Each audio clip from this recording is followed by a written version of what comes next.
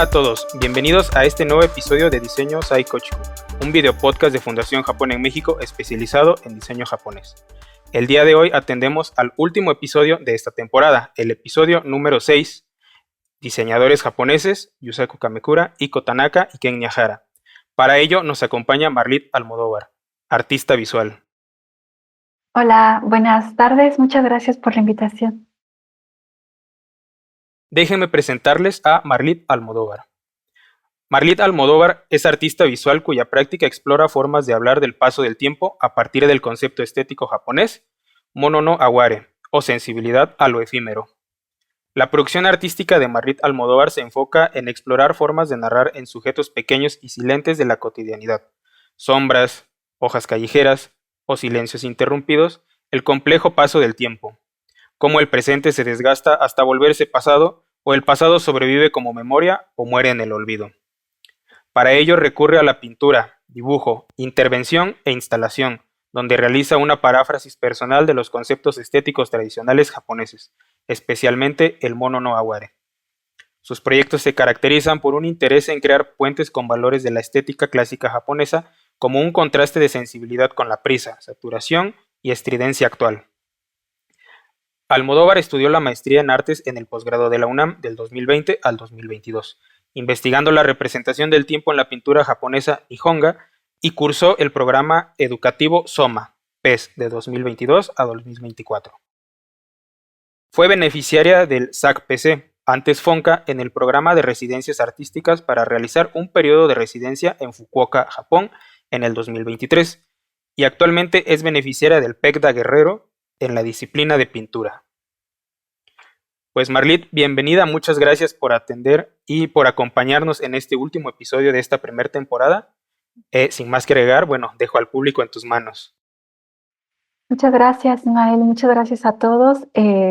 Nada más como para recordar que el objetivo de lo que se trata en este último episodio es con poder hablar de los diseños, de la propuesta en diseño de estos tres personajes, Yusaku Kamekura, Iko Tanaka y Ken Miyahara.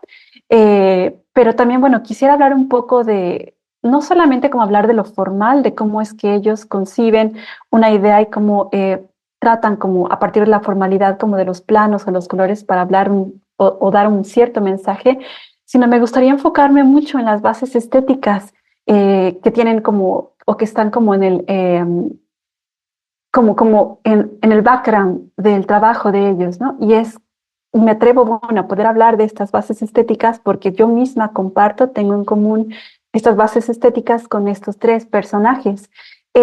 Para hablar muy levemente de mi obra y que se pueda entender como por qué o qué es lo que vamos a ver.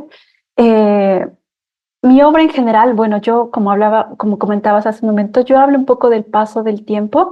Y lo que yo quiero hacer es hablar desde mi perspectiva mexicana de la idea del paso del tiempo desde una concepción estética japonesa que viene incluso desde el Zen japonés, tomando como estrategias formales, las estrategias del mono no aware, del ma, y también, bueno, para hablar un poco de lo que es este paso del tiempo, ¿no? Aquí lo que vemos es un poco, básicamente, como producción reciente mía, donde estoy haciendo una paráfrasis de los biombos dorados japoneses, que vamos a ver un poco más adelante, que también son bases, sobre todo para la obra más bien para el diseño de Tanaka Iko.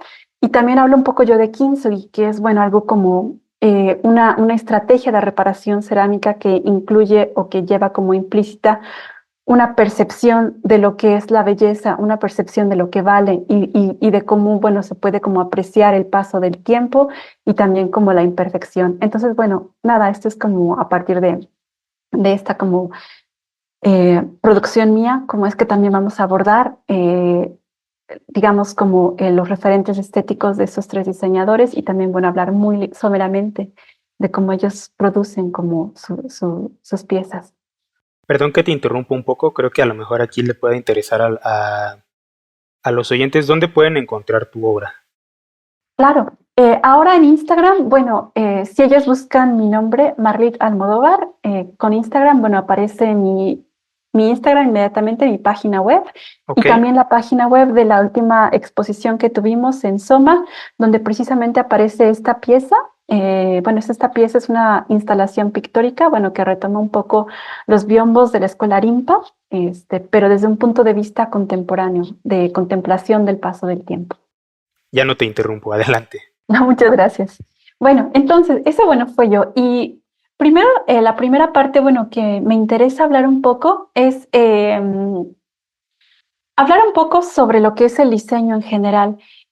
Algo que pasa muy seguido es que, por ejemplo, nosotros estamos rodeados de objetos que alguien fabricó y que alguien como preconcebió. Entonces, en ese sentido, bueno, muchas veces como intuitivamente sentimos como que cierto objeto puede venir como de cierto lugar, puede ser escandinavo, puede ser africano, puede ser japonés. Y eso lo intuimos un poco por la historia implícita que está en la construcción del objeto. En esta construcción del objeto, bueno, nos interesa mucho hablar de cómo el diseño japonés, ya sea como diseño de libros, diseño de objetos, diseño de pancartas, bueno, no es como por generación espontánea, sino que viene o trae como a lo largo de sí como toda una carga filosófica, toda una carga de disciplinas que lo han acompañado a lo largo de la historia de cómo Japón concibe su cotidianidad y el deber ser y lo que es como ideal. En ese sentido, bueno, los trabajos de Kamekura, de Yosako Kamekura, de Iko Tanaka y de Kenya Hara, bueno, son este testimonio de cómo un objeto presente puede no solamente estar presente en este momento, sino venir desde una carga desde el pasado, como soluciones creativas desde el pasado. Y cómo no solamente se puede quedar en Japón, sino que también, bueno, nos puede llegar a nosotros a México, pudiera diversas partes del mundo. En ese sentido, bueno, todo el diseño, como todo objeto que tengamos, como que tuvo una preconcepción, un diseño previo, es un vehículo para reinterpretar el legado de las culturas.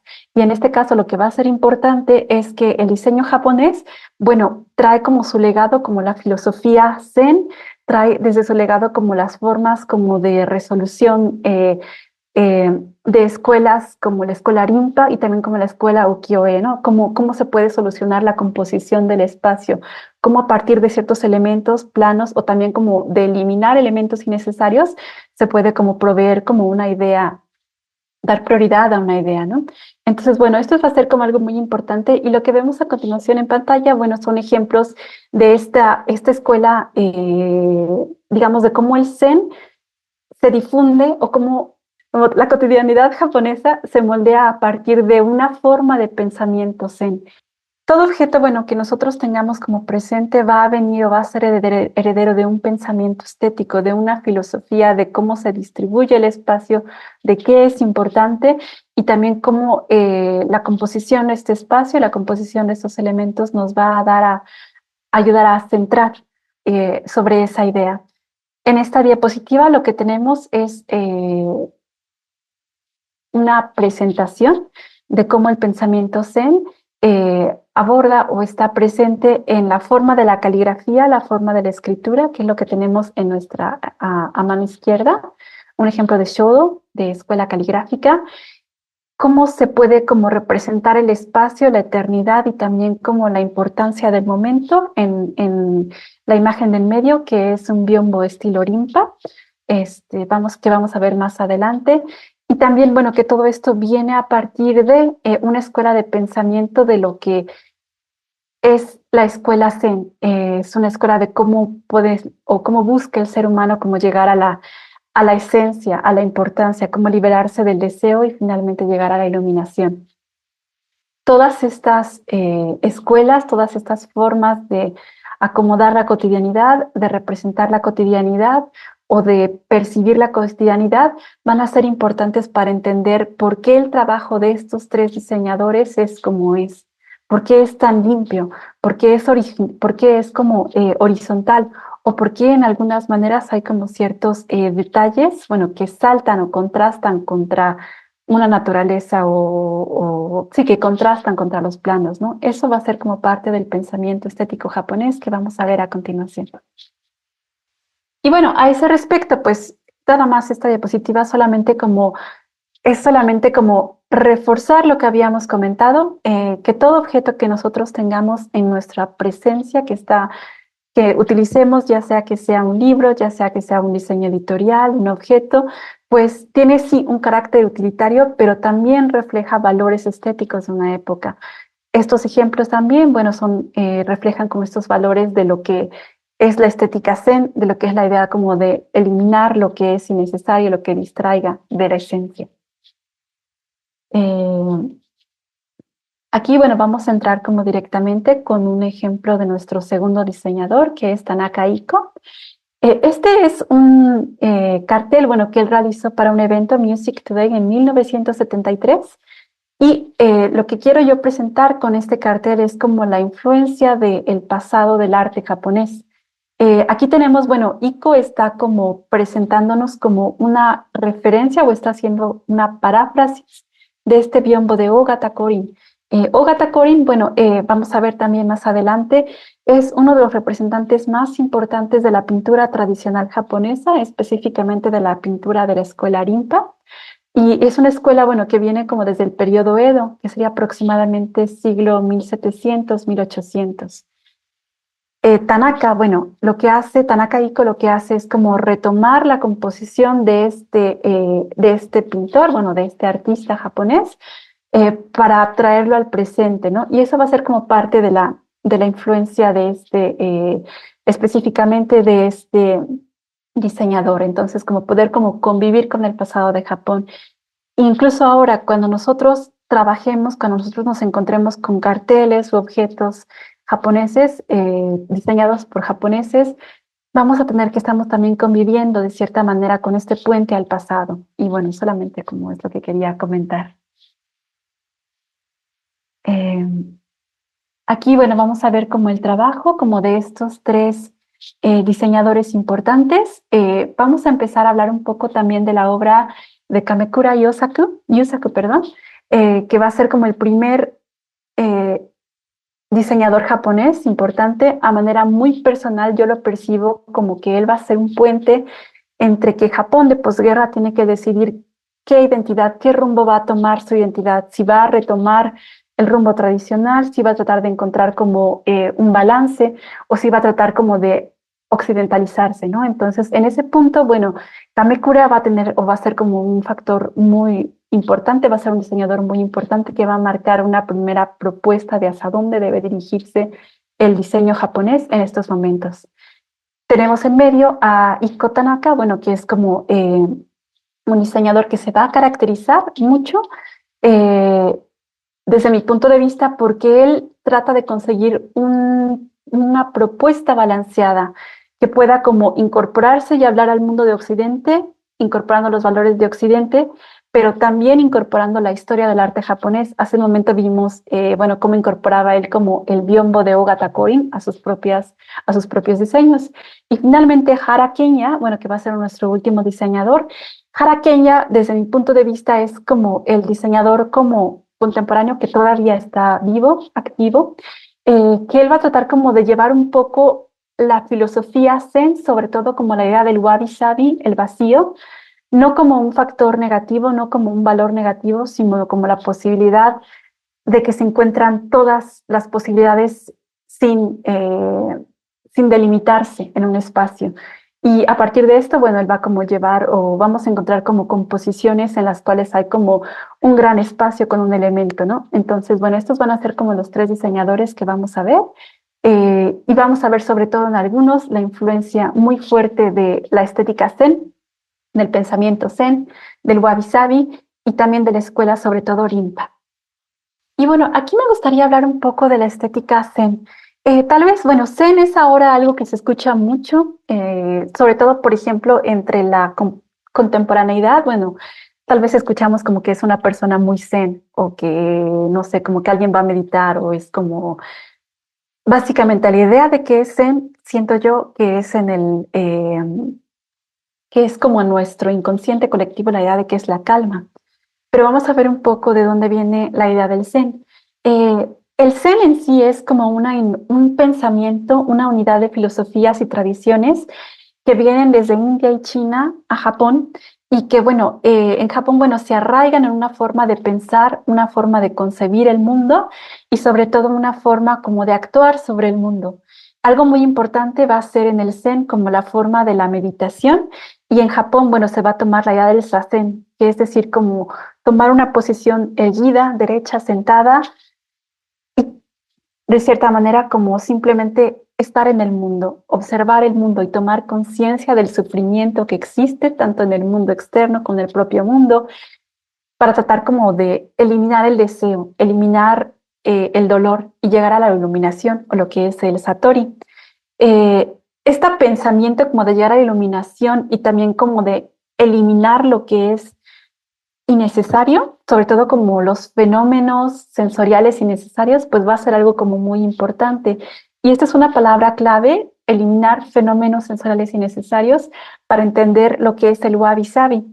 Vamos a ver, por ejemplo, bueno, tenemos algunos ejemplos un poco más adelante. Pero bueno, vamos a ver que en este eliminar lo que es innecesario, pues nos vamos a enfocar a que esto no solamente se queda exclusivamente en el momento de hacer sasé, sino que se lleva a todos los aspectos de la vida cotidiana. La escritura. La escritura tiene que ser, bueno, eliminar lo innecesario, que sería como el shodo. El arreglo floral, como el ikebana, bueno, que va a ser como simplemente tratar de enfocarse, entender la esencia del objeto que estamos viendo, el disfruto del té o simplemente contemplar, que eso sería como el sazen.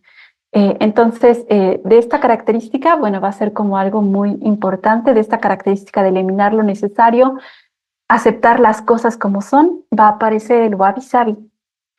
Wabi-sabi es una palabra muy común, yo me atrevo a decir que es la categoría estética japonesa tal vez más conocida en Occidente sobre Japón. Sin embargo, no es la única, pero sí es como la más divulgada.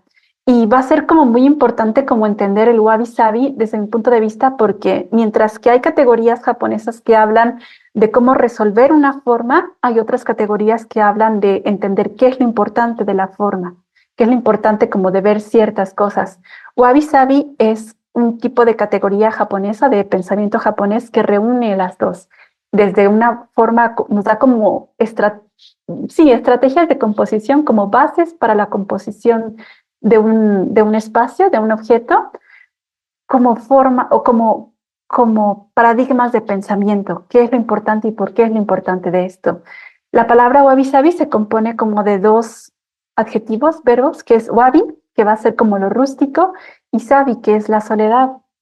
En este sentido, de lo que se va a tratar es como de entender como la esencia, y para poder entender la esencia hay que eliminar todo lo que es innecesario. En ese sentido, vamos a buscar que las cosas queden como sabi, quede como la soledad del objeto para dar la prioridad y apreciar ese objeto en soledad.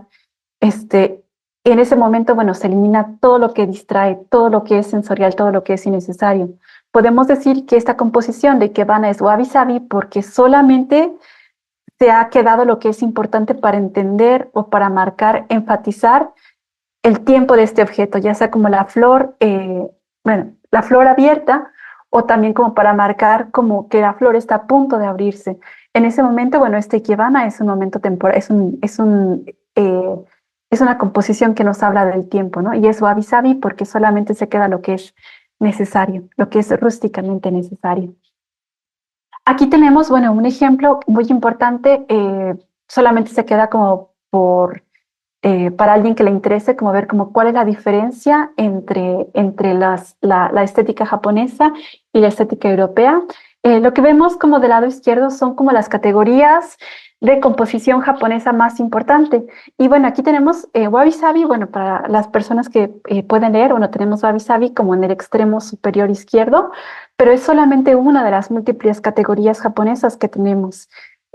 Vamos a ver, y va a ser muy importante aquí, sobre todo como para entender la obra de Yusaku Kamekura, el Iki, que va a ser como que no solamente va a ser austero y no solamente va a ser solo, sino que va a haber un elemento de vida que va a ser fuerte y que va a traer como fuerza de vida.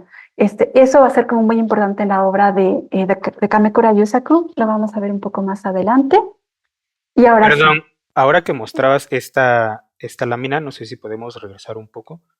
A mí me da la impresión, digo, esto es impresión personal, no sé si tú la compartes, pero desde mi punto de vista muchas veces el diseño japonés tiende a ser un poco más sugerente que explícito. caso contrario al diseño occidental o al diseño europeo o americano, que tiende a ser bastante más explícito.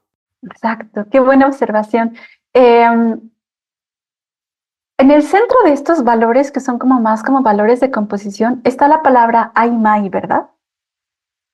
Aimai significa sugerir, significa no ser claro, significa como más como dar a entender que en lugar de decir claramente. Entonces, Okay. como podemos ver, este Aimai toca todos los valores que están alrededor. Es decir, al contrario, por ejemplo, de los valores que son como valores occidentales, que es como algo no puede ser bello y feo, tiene que ser uno u otro. En la estética japonesa pueden ser todas las cosas al mismo tiempo, son como capas, una sobre otra. Entonces, en ese sentido, lo que comentabas, que es sugerente, sí. Y es algo como muy importante, ¿no? Que el diseño sea Ayman, que nos sugiere el tiempo, que nos sugiera la muerte, en lugar de que nos la diga. Por ejemplo, en una vanita occidental tendríamos aquí como la calavera. Nada, Sí. nada sugerente, ¿no? Sin embargo, que estamos hablando aquí, igual en esta composición de vida japonés, no tenemos la calavera, no tenemos elementos de muerte, sino tenemos la flor en dos distintas etapas. Y ahí Claro, se nos sí. sugiere. Y al final, pues bueno, también es un diseño que invita bastante a la reflexión. Y a la contemplación, sí. En ese sentido, bueno, cuando regresamos un poco a cómo es que ahorita el diseño actual, bueno, sobre todo el diseño que del día a día de las cosas de Japón, bueno, cómo es que está utilizando o cómo es que se está refiriendo este pensamiento estético japonés a las categorías que vimos anteriormente. Bueno, tenemos aquí, por ejemplo, un diseño de Kenya Hara, uno de los diseñadores que son parte de este capítulo. Y bueno, podemos ver que en este espacio, bueno, Kenya Hara utiliza el vacío, pero no es un vacío total, sino es un vacío sugerido que se refuerza por la idea de bueno, esta persona, ¿no? Como la forma en la que esta persona pequeña se encuentra en esta deposición del vacío, del espacio, pues nos hace sentir, bueno, qué tan grande es el espacio, qué tan pequeña es la persona y, bueno, qué tanto habita, ¿no? Una característica muy importante de Kenya Hara es que, bueno, por ejemplo, él va a utilizar mucho este vacío, que es como parte también como de Wabi Sabi, para decir que hay como múltiples posibilidades, ¿no? No sabemos como qué tan grande es este espacio, sino, bueno, es como solamente como una sugerencia de las múltiples posibilidades infinitas. Y aquí, bueno, es donde encontramos también es que, bueno,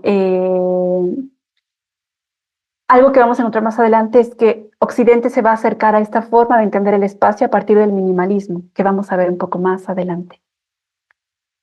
Esto es un poquito, bueno, lo que comentaba un poco de Wabi Sabi en la percepción de Zen o cómo se concibe el Wabi Sabi desde el Zen, desde la idea de que la imperfección, como esta pieza de kintsugi que fue como rota y que está ahora como eh, reparada a partir, bueno, de esta técnica de reparación cerámica, nos habla un poco más de la belleza del paso del tiempo, como apreciar el paso del tiempo y no negarlo, o también como los jardines zen, donde se elimina como cualquier elemento que pueda interrumpir al vacío y la elocuencia del vacío. En ese sentido, bueno, el minimalismo, bueno, que es como una aproximación o una cercanía occidental para tratar de entender o abordar al Zen y al Wabi Sabi, bueno, lo que busca es como tratar de reducir los elementos, eliminar todo lo que es innecesario y quedarse como con lo mínimo, como de cierta manera como poder como reducir lo necesario de los objetos a su mínima expresión, incluso, por ejemplo, en la vida cotidiana, como no utilizar objetos o como reducir el guardarropa, reducir los libros, reducir cualquier objeto con el que podamos habitar a lo mínimamente necesario. Entonces, bueno, aquí tenemos como solamente un ejemplo de cómo el minimalismo se acerca o toma como referencia el pensamiento zen como para poder como acercarse a a esta esencia de los objetos. Y bueno, más adelante ya hablamos un poco de lo que es la escuela Zen, de la escuela, de la importancia del eliminar todo lo que distraiga para entender la esencia de los objetos, para entender como la belleza de los objetos. Ahora me gustaría hablar como de una segunda referencia que va a ser muy importante, sobre todo nuestro segundo diseñador, Tanaka Iko, para hablar como del diseño actual como un puente con el pasado. Y ese, bueno, eso va a ser como la escuela Rinpa de pintura. La escuela Rinpa de pintura es una escuela que viene aproximadamente del periodo Edo, que sea aproximadamente siglo XVII, XVIII, occidental. Y vamos a ver aquí, bueno, cómo esta escuela de pintura, el espacio vacío, como este espacio donde no hay como objetos, va a ser como muy importante como para poder centrar la atención en lo que es importante. Y aquí tenemos como dos ejemplos importantes, que es Tabara Yasotatsu, como el dios del trueno, dios del viento, y también como Ogata Korin, como el cielo blanco y cielo rojo, que van a ser como composiciones como grandes, naturales, como con esta como paleta de colores naturales, donde se va a dar como prioridad a lo que es natural y sobre todo como eliminar lo que es innecesario. Vemos que a pesar de que estas composiciones, bueno, tienden a ser como horizontales y cuadradas, la composición más importante va a ser como vertical. Entonces lo vemos tanto como en la pieza de Ogata Korin, como por ejemplo también como en la composición o en las composiciones de Tabara y Azotas. Y hablando aquí de composiciones, es que bueno, vamos a abordar como cuáles son como elementos muy importantes que que se van a repetir como constantemente en los diseños japoneses, sobre todo como en los diseños como de panfletos o de estandartes. Vamos a ver, por ejemplo, en este caso, que es como el diseño de Tanaka Ikko, vamos a ver que, bueno, hay mucho espacio en blanco, espacio que vamos a conocer como espacio vacío o como espacio negativo y que se va a respetar porque va a ser un diseño como importante compositivamente. Vamos a ver como que hay como esta predilección por colores o tonos como naturales, bueno, que hablen como de la naturaleza, y que la caligrafía, bueno, que tenemos como en este caso, que podemos como encontrar aquí horizontalmente, va a ser un elemento importante del diseño que va a ser como un factor importante del diseño que no va a ser como adicionado y no va a interrumpir al diseño, sino que es una parte más del diseño. También tenemos como otro de los elementos importantes, bueno, que podemos ver, por ejemplo, en esta composición, es que se van a simplificar las formas a sus elementos mínimos. Entonces, se va a tratar de buscar como el mayor orden con el mínimo de elementos, bueno, que es como lo que tenemos en este ejemplo, y también que en la mayor parte de lo posible se va a eliminar las sombras y los efectos tridimensionales. Se va a dar como una prioridad a lo bidimensional. En ese caso, bueno, también se va a tender a llevar a la abstracción, se va a dar como una prioridad a la abstracción sobre el realismo y vamos a encontrar como patrones lineales y texturas como contrastantes. Y bueno, en ese sentido, retomamos otra vez a los tres diseñadores de los que vamos a hablar hoy. Cada quien, bueno, ha tomado como una postura personal al respecto de estos como factores de composición, también, por ejemplo, de la idea de qué es lo que debe ser el diseño o no debe ser el diseño. Y entonces vamos a empezar con el digamos, como con el primer diseñador, como con la figura central del desarrollo de diseño de japonés posguerra. Como habíamos comentado un poco antes, bueno, Yusaku Kamekura, nacido en 1915, fallecido en 1997, se va a encontrar o va a encontrarse como con una disyuntiva sobre a dónde debe ir el diseño japonés, sobre todo después de que Japón pierde la posguerra y Japón es obligado por Estados Unidos a primero tener una constitución y a cambiar o adquirir como una identidad diferente a partir de este respecto, ¿no? Kamekura Yusaku, bueno, él nace en 1915. Yusaku Kamekura, bueno, él estudia en el Instituto de la Nueva Arquitectura y Artes Industriales, que es una escuela muy influenciada por la Bauhaus. Personalmente encuentro una influencia constante, una influencia grande de la Bauhaus sobre los diseños de Kamekura, vamos a ver más adelante, sobre todo en la composición de planos y contrastes. La escuela donde él estudia, bueno, cierra por desacuerdos con el Ministerio de Educación de Japón. Sin embargo, él continúa, bueno, la influencia de la Bauhaus continúa constantemente en el diseño de Kamekura. Podemos ver aquí que los colores o el tipo de colores es muy de la Bauhaus. Sin embargo, hay ciertas esencias que vimos anteriormente y que vamos a ver ligeramente como ciertas características que conserva Kamekura en su forma de diseñar. Primero vamos a ver que el vacío, bueno, el vacío va a ser constante. En este caso, bueno, el vacío va a estar presentado por este plano verde, se encuentra constantemente en la composición. Tiene esta predilección por colores contrastantes, y aquí es donde comentaba yo que tiene una tendencia al iki japonés, a ser muy fuerte, Kamekura. La caligrafía, como vemos aquí, no solamente no es como accidentada o no es ajena al diseño, sino que forma parte del mismo diseño y tiene una simplificación de formas. Entonces, bueno, podemos ver que se encuentra bastante como simplificada. Vemos como una composición como muy simple y un juego de la palabra idea, ¿no? Que es también que se refiere a sí mismo, ¿no? Entonces, este es como un ejemplo de Kamekura. Estos son otros ejemplos también de cómo cambia el diseño de Kamekura. Específicamente, bueno, Kamekura, el papel de Kamekura va a ser muy importante para fundar escuelas de pensamiento del diseño, como va a ser como Yagda y como va a ser también, que vamos a ver un poco más adelante, el Nippon Design Center, bueno, que es parte muy importante de la obra de Kamekura. Uno de los trabajos más importantes de Kamekura va a ser a partir de los carteles que él diseña, bueno, que él gana el diseño de los carteles de Tokio de 1964, y es donde, bueno, se coincide o es como, siento yo como que retoma nuevamente la identidad del qué es japonés, ¿no? En este caso, bueno, vemos obviamente como que en este cartel hay una prevalencia del espacio vacío. Vemos que hay también la caligrafía Tokio 1964, que es muy importante para la composición misma. Japón, o la idea de Japón, está como muy simplificada, y también los aros olímpicos se encuentran simplificados. No hay sombras, es un diseño plano, y pues bueno, el contraste va a ser muy importante, ¿no? Entonces este contraste del fondo vacío de Tokio 1964 va a contrastar con este rojo, con este iki de la sombra de Japón, ¿no?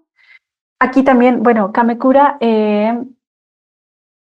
recibió muchos premios a lo largo de su vida y destaca también los premios al fomento del arte del Ministerio de Educación de Japón que él recibe. También, bueno, él es encargado de realizar el diseño de la exposición de la Expo de Osaka en 1993.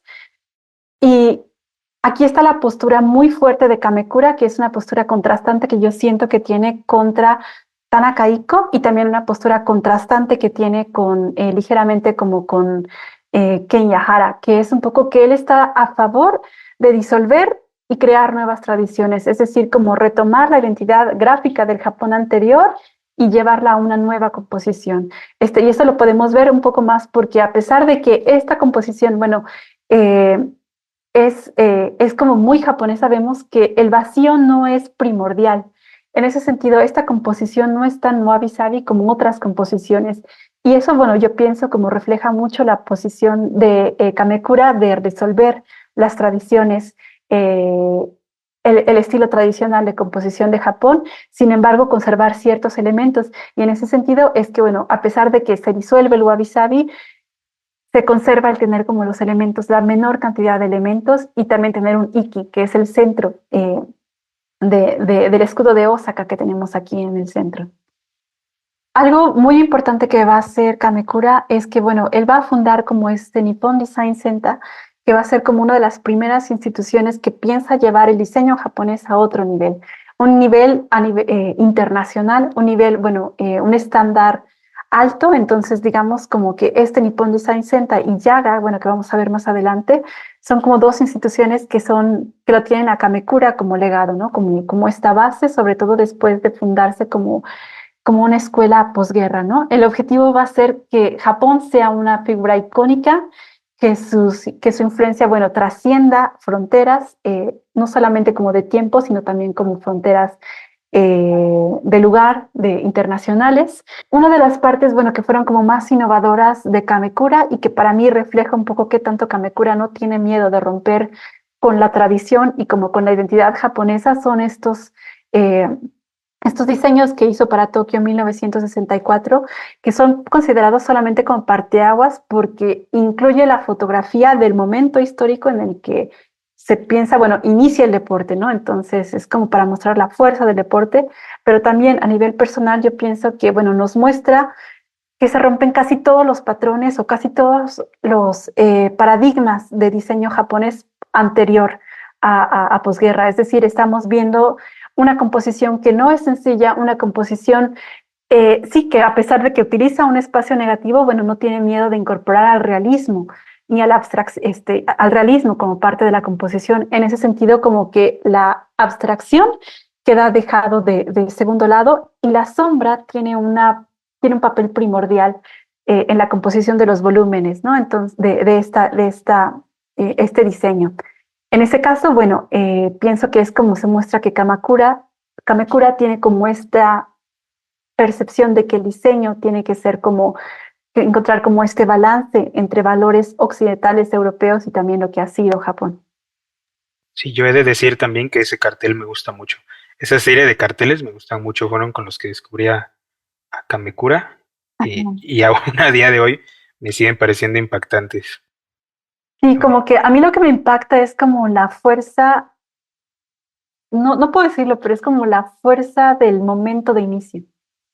Sí, justo, justo. Y bueno, no sé, me da la impresión de que lo comentábamos hace un rato, ¿no? Que el diseño japonés tiende a ser bastante sugerente más que explícito, pero en este caso creo que es todo lo contrario. Creo que aquí opta por ser explícito y por mostrarnos ese dinamismo de los juegos, del Ujú. deporte, básicamente.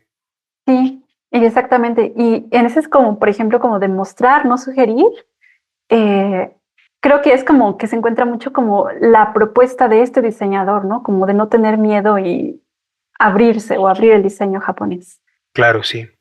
Y bueno, en ese sentido, bueno, solamente como con Kamekura, bueno, quería cerrar como con este diseño que es de mis personales favoritos, en los cuales, bueno, quería hablar un poco también de que se siguen conservando los paradigmas o las estrategias del diseño de acuerdo como a lo que habíamos visto, ¿no?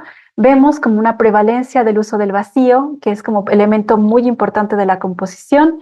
Vemos que el texto, bueno, nos sirve como para balancear la composición de los elementos que encontramos a base. En ese sentido, bueno, es como una composición eh, balanceada y también es una composición muy armónica en la cual no existe como o no hay como este contraste fuerte, muy iki, que es como muy característico de otras composiciones de Yusaku Kamekura. Entonces, eso se me hace como muy importante. También la composición vertical, no horizontal, que es como esta lectura que se va a dar constantemente y también como esta composición en dos dimensiones, ¿no? Que a pesar de que es bidimensional, es como bastante activa. Esto va a ser como de los ejemplos más importantes del diseño de Kamekura, que también, bueno, yo considero un poco que puede regresar a lo japonés, puede avanzar a lo más como propositivo, más cercano a Occidente, como sin miedo. Es como un diseñador como muy propositivo en este sentido, como muy maleable en este sentido. Sí, justo creo, ahora que lo mencionas, Ujú. me atrevería a decir que a lo mejor de los tres es quien más se atreve a pasar de un estilo compositivo a otro, de un estilo a otro. Exacto. Sí, porque bueno, en el caso, sobre todo como de Kenya Hara, vamos a encontrar como que él tiene un valor muy fuerte, muy marcado, que me atrevo a pensar que marca toda su composición, no solamente gráfica, sino de diseño de objeto, ¿no? Y puedes identificar que es un Kenya Hara así como básicamente, ¿no? Y igual en ese sentido, como de Kamekura Yusaku, siento que conserva sus valores, pero los estira se va como incluso a contradictorios, Sí, como en juega este más con caso. ellos. Sí, sí, sí. Y eso pues es una propuesta muy interesante. Sí, claro. Nuestro siguiente diseñador es Iko Tanaka, Tanaka Iko. Bueno, él es como más joven que Yusaku Kamekura, sin embargo, bueno, falleció también hace poco, bueno, hace algunos bastantes años, 2020. Él va a ser como muy importante porque él va a tener como una postura muy personal en hacia dónde debe dirigirse, hacia dónde debe evolucionar el diseño japonés. Y esta evolución del diseño japonés tiene que tomar en cuenta el pasado de Japón para traerlo ahora y para mostrarlo al mundo. Eso se me hace una propuesta como muy impactante de él. Bueno, él se gradúa de Kioto, él estudia en Kioto y él está como inmerso en varias como disciplinas, desde textiles, desde cine.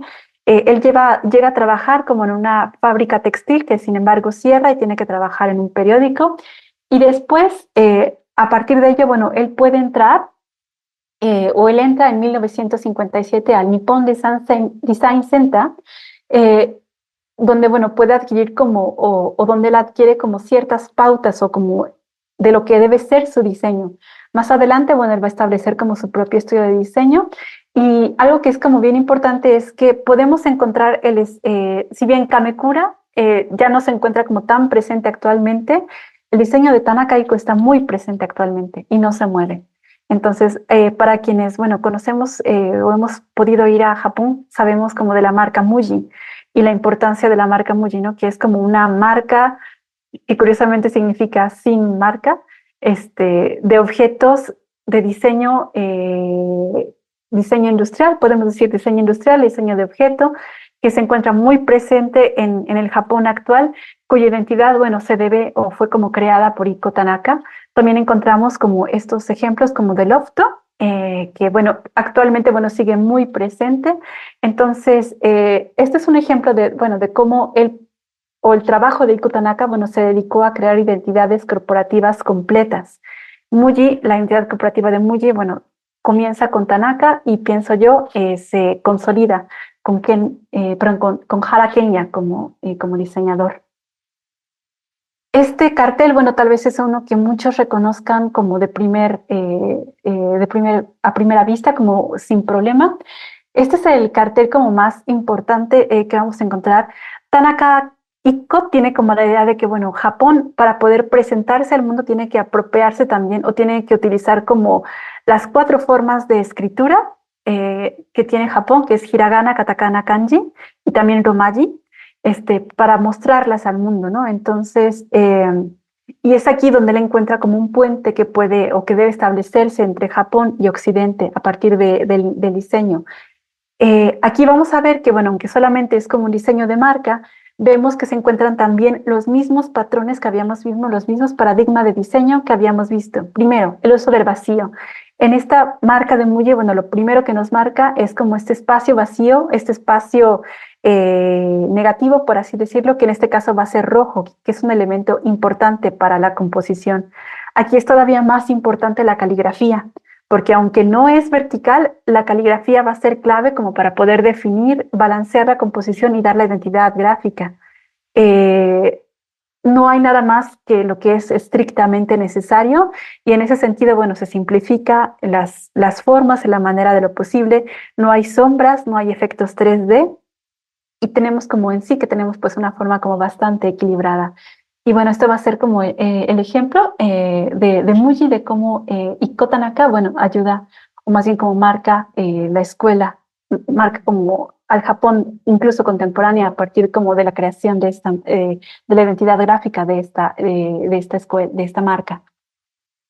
Lo que tenemos mucho de Iko Tanaka que vamos a encontrar es que él tiende más a utilizar como formas geométricas sencillas, muy simples, y una paleta que a pesar de que es muy sencilla, como va a tratar de ser como contraste con este fondo, vamos a encontrar, bueno, que vamos a encontrar como la idea como de lo mínimo, digamos como la menor cantidad de elementos para poder como, poder como configurar un plano, bueno, lo vamos a encontrar en Iko Tanaka.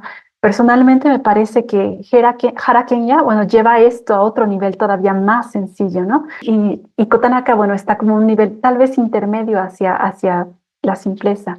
Sin embargo, pues bueno, aquí tenemos como este ejemplo. Y el legado que podemos encontrar actualmente, que era lo que les comentaba, estas son marcas que actualmente podemos encontrar en Japón y que, bueno, son el legado de Iko Tanaka. En este caso, bueno, él busca como este balance entre que conserve la identidad japonesa, pero que pueda hablar a un público occidental. Y en este caso, bueno, creo que actualmente, bueno, muchos de aquí podemos distinguir Muji, y quizá Pocari, creo que ya está a la venta en México. Estos diseños, bueno, que vienen del legado de Iko Tanaka y que conservan los mismos elementos. En todos estos elementos vamos a ver que hay como una predominancia del espacio vacío, una predominancia también como de la letra como parte de la composición como muy importante. Lo vemos específicamente en Muji, en Lofto. Vemos también, por ejemplo, que hay una simplificación de formas a su forma máxima, y vemos que pues también es como una bidimensión. Todos estos elementos van a ser como bidimensionales. Entonces, los elementos del diseño, bueno, se consolidan con Iko Tanaka y pues, bueno, llegan a otro nivel con este autor, ¿no? Aquí vemos también, bueno, parte de la resolución que Iko Tanaka da es un poco como recurrir, presentar el pasado japonés. Muy obviamente aquí tenemos una referencia al ukiyo-e, o digamos con la gráfica del ukiyo-e, y también tenemos como referencia a la forma de los kimonos y también como a la composición un poco más como de estilo rimpa. Entonces, Iko Tanaka, pues bueno, es el que nos presenta como esta propuesta de encontrar o retomar el pasado de Japón y encontrar una manera de que también sea este pasado de Japón, este pasado pictórico y de composición de Japón, sea accesible a Occidente. Y nuestro último diseñador de hoy es Kenya Hara. Aún se encuentra vivo y activo. Nació en 1958. Él se gradúa de la Universidad de Arte de Musashino, y donde actualmente, bueno, él da clases, y él funda su propio instituto de diseño, que es el Hara Design Institute. Actualmente, bueno, es el presidente de este instituto, y él tiene una aproximación muy particular, incluso tal vez como más consciente del pasado zen japonés que los otros dos diseñadores que hemos visto anteriormente. En este caso, bueno, parte de las características de Hara Kenya es que, bueno, no solamente, y vamos a ver aquí, no solamente lo vamos a encontrar como en diseño de carteles, sino también lo vamos a encontrar en diseño de objetos, específicamente para la marca Muji. Muy importante en Hara, como habíamos visto anteriormente, Wabi Sabi, o la idea como de eliminar todo lo que es innecesario, va a llegar a otro nivel con Hara. Y lo vamos a ver sobre todo en el uso del espacio. En este caso, el espacio negativo no solamente va a ser negro o no va a tener otros colores, sino en general, muy en generalmente en el diseño de Hara va a ser blanco. Ken Hara, bueno, él tiene como una idea de que hay que tener cierto respeto al vacío, hay que tener cierto respeto al blanco, y que cuando un objeto está en blanco, cuando tenemos como un plano en blanco, bueno, tiene como múltiples posibilidades, entonces es al contrario, es como más rico, ¿no? Colocar algún plano, colocar algún color, pues al contrario, como que reduce las posibilidades del objeto. En este sentido, bueno, el blanco pues aumenta el potencial de lecturas del objeto. Y eso, bueno, lo que acabo de comentar se encuentra en su libro White, bueno, que es como esta forma o esta concepción que él tiene en el diseño.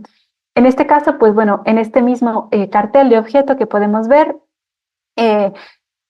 los mismos patrones, los mismos paradigmas de diseño que hemos visto hasta ahora, que es el uso del vacío, no utilizar al vacío como algo negativo, sino como una posibilidad de muchos significados. Es un elemento importante de la composición, el vacío. Vamos a encontrar un pequeño elemento, bueno, que nos hable como de contraste, o que contraste con este vacío, que dé la idea de iki, de vivo, de que está fuerte. Vamos a encontrar en sus objetos que va a haber como una tendencia a simplificar formas a su mínimo posible, y una tendencia pues también sobre todo como en los carteles, a hablar un poco como de la caligrafía como importante o como factor de balance del mismo cartel o objeto.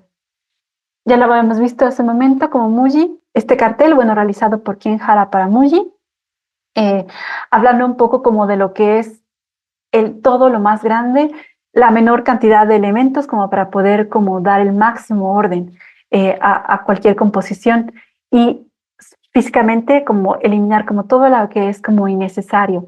En ese sentido podemos encontrar aquí que, a pesar de que, bueno, hay como realismo y que no hay como una bidimensionalidad, sino que es una fotografía, se respetan bastante como los paradigmas que habíamos visto anteriormente de Wabi Sabi, de como conservar o aceptar como el paso del tiempo, de contemplar lo que ocurre y de simplemente ser el humano como un factor como parte introducido a la naturaleza y no ser como una contraparte de la naturaleza misma. En ese mismo, bueno, Ken Hara, bueno, va a continuar como con lo mismo, con la idea de que el mensaje tiene que ser como claro y que tiene que transmitir ideas complejas. En este caso, bueno, me parece como muy interesante como este cartel como realizado por él mismo, como Welcome to Japan, en el cual, bueno, podemos ver los mismos elementos compositivos, un vacío que es como parte primordial de la composición, un iki, un contraste, sin embargo, dentro del contraste, bueno, le está haciendo un poco alusión, siento yo, a los elementos, sobre todo como del dragón que se encuentra en los biombos de Kayama Sotatsu. Sin embargo, bueno, está jugando también con la idea de Japón y con los elementos mínimos de Japón, ¿no? Como la bandera. Sin embargo, como este contraste lo estamos como esa identidad japonesa se ha trasladado no del círculo japonés, sino al fondo, donde encontramos como esta cita al dragón japonés de Kayama Sotatsu. Y con ella, bueno, pues está hablando como de la identidad de Japón y está dando una bienvenida a Japón.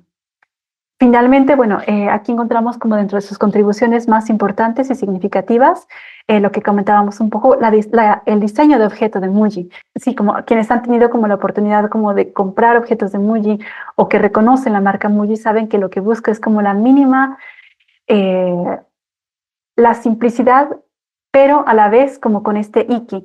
Y todos estos objetos, bueno, continúan, a pesar de que son objetos, con el gris, con el blanco del espacio, como con un cierto elemento, bueno, que nos da el iki, como que nos da este contraste y esta vitalidad de vida, y bueno, como con, de cierta manera, con este gris que busca como ser como la ausencia de todo lo que no es importante, de todo lo que puede distraer de la función, incluso la marca misma.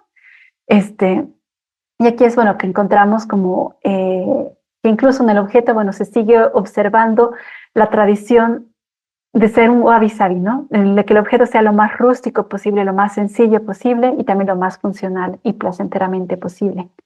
Y bueno, hasta aquí, pues bueno, esto era como una forma, es una introducción muy somera de lo que es el diseño en estos tres autores, estas tres como respuestas ante qué Japón debe ser después de la Segunda Guerra Mundial, después de posguerra, qué identidad debe estéticamente aportar o debe tener Japón. Y bueno, tres respuestas, bueno, que es como Kamekura, una muy anterior, que es como poder como ser elástico, como poder como adoptar como propuestas o resoluciones de Occidente, una respuesta que va o mira un poco más hacia el pasado de Japón, que es sobre todo pasado pictórico de Japón, que es la que encontramos con Iko Tanaka, y una respuesta más como contemporánea, más actual como de Hara Kenya, al estilo de llevar al wabi-sabi, a la máxima expresión y poder como alcanzar mercados internacionales y también un público internacional. Pues muchas gracias, Marlit, por esta increíble presentación. Hasta este episodio hemos visto un recorrido histórico por el diseño japonés y su desarrollo. Y a estas alturas creo que vale la pena reflexionar un poco sobre cómo a veces por estar rodeados de diseño pasamos un poco por alto el peso y la repercusión que este tiene en nuestras vidas, pero sobre todo pasamos por alto también el trasfondo que tiene y lo mucho que se puede aprender de una sociedad a través del diseño. De este modo creo que el diseño se vuelve un vehículo para nosotros como diseñadores, pero también como parte de una sociedad, precisamente para entender toda la cultura que hay en esa sociedad. No sé qué opinas un poco de, de esta propuesta de usar el diseño como algo para entender a nuestra propia sociedad. Y creo que justo como comentabas, como toda realidad o al momento de que nosotros creamos cualquier realidad y le damos un orden, estamos expresando valores axiológicos, valores, puede ser incluso desde históricos, valores estéticos, valores incluso morales que nosotros estamos como conviviendo cada día, al día a día.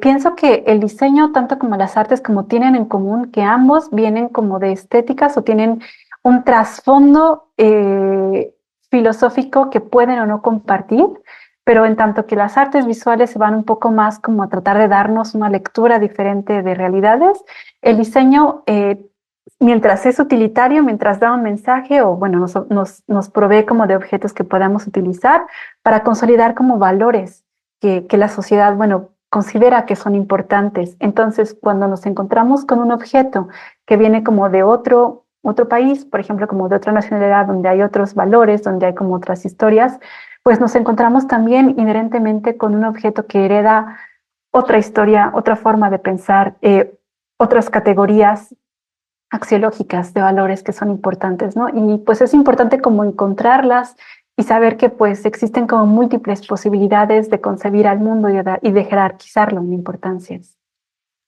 Claro, de hecho lo vemos en el diseño, ¿no? De estos tres, en la obra más bien de estos tres diseñadores. Al final todas ellas son aproximaciones diferentes, pero sigues sintiendo un poco esa esencia japonesa, ¿no? Tienes esas maneras diferentes de ver Japón y de comunicar Japón al mundo. Y bueno, aprovechando esto, quisiera preguntarte, creo que nos viene bien también para hacer un poco una reflexión en cuanto a este tipo de proyectos, siendo que estamos también cerrando ya esta temporada. ¿Cuál consideras que es la ventaja o cuál es más bien el valor que tiene para, en este caso, diseñadores, estudiantes de diseño o artistas o simplemente para el público en general que consume este tipo de diseño desde Occidente? ¿Cuál es el valor que tiene al acercarse a diseño de Oriente, en este caso diseño japonés, que se configura con valores estéticos, con valores tradicionales, con valores sociales diferentes a los de Occidente o a los que estamos acostumbrados? Sí, a mí me gustaría como responder un poco esa pregunta, sí desde el diseño, de la forma, pero también un poco más desde las artes visuales, que es como mi campo más como de lucha. En este caso, bueno, cuando hablamos, por ejemplo, de acercarnos o como adoptar, conocer un nuevo, ya sea diseño, un nuevo estilo como de pintura, un nuevo estilo de arte. Actualmente hay como dos tendencias muy fuertes de acercarse o de entender eso. Uno que podría ser como un apropiacionismo y otro que podría ser más como la referencia. Cuando hablamos de apropiacionismo es simplemente como quedarnos con la forma. Entonces, como no poder como leer o no poder como saber como inherentemente de dónde viene esa forma, cuáles son los valores y cuál es la historia de esos valores que resultan en esta forma, pues aparece como una idea apropiacionista que por sí yo no considero que esté mal, sin embargo no lo utilizo en mi producción y bueno, hay algunos artistas que lo hacen y está bien porque hace que avance el arte, a veces que avance como su producción hacia otros niveles, hacia otras formas de concebir el mundo que no habrían sido posible de no haber encontrado como esta forma o como esta resolución física del objeto. Está bien, es como un acercamiento ligero hacia esta forma de conocer el mundo. Es como también como jalar nuestras propias concepciones, como de cierta manera jalar nuestras concepciones, pero sin ponerlas en riesgo, sin romperlas o como sin derivar en algo sin derivar en algo nuevo que ponga en riesgo nuestras creencias. Y ese sería el apropiacionismo. Sin embargo, la referencia o la paráfrasis pues implica como conocer cuál es la historia de fondo, cuál es el pensamiento filosófico de fondo, cómo otros referentes plásticos, estéticos o de diseño como que se han afrontado a un problema, qué es lo que consideran ellos importante y nosotros dar una respuesta a eso con base a nuestro propio bagaje histórico. En ese sentido, yo considero que, bueno, tomar como referencia ayuda más como a descolocar la realidad que tenemos, cuestionar la realidad que tenemos y producir nuevos valores, producir nuevos objetos o producir como, sí, incluso como nuevas formas de ver al mundo. Pero esta nueva forma de ver al mundo deriva de haber desbalanceado, de haber descolocado una forma anterior de ver al mundo. En ese sentido, pienso que ambas formas, como una forma superficial, apropiacionista de ver al mundo, de acercarse al diseño y una forma un poco más de referir al diseño como con sus bases filosóficas, ambas son importantes, ambas son como, nos dan como diferentes productos, diferentes formas de conocer al mundo en diferentes niveles. Yo como artista me voy más a la referencia, me voy más como a tratar de descolocar y cuestionar todo lo que está ocurriendo, pero sobre todo como para nuevas personas como que están entrando al diseño, personas que están como entrando o conociendo por primera vez, acercándose por primera vez al diseño japonés. Pienso que la apropiación, pienso que como conocer la forma es una forma aceptable y primera de acercarse al objeto. Perfecto, muchas gracias. Creo que con esta reflexión podemos cerrar entonces el episodio y podemos cerrar también la temporada. Creo que esta reflexión nos viene bastante bien para quienes buscan acercarse, quienes ya están un poco familiarizados con el diseño, con la estética japonesa, o para quienes apenas están acercándose a ella. Hasta este punto, bueno, no tengo más que agradecerte por esta presentación que nos hiciste, agradecer también a todos los especialistas que nos acompañaron en este viaje, en esta primera temporada, y agradecerles también a todos nuestros oyentes por seguir este tipo de proyectos. Estén atentos porque pronto anunciaremos diferentes proyectos que tienen que ver precisamente con diseño japonés, intentando, como no, poner nuestro pequeño granito de arena. Marlit, pues muchas gracias y nos despedimos. Muchas gracias a ti, Ismael. Muchas gracias a Fundación Japón por la invitación. Gracias.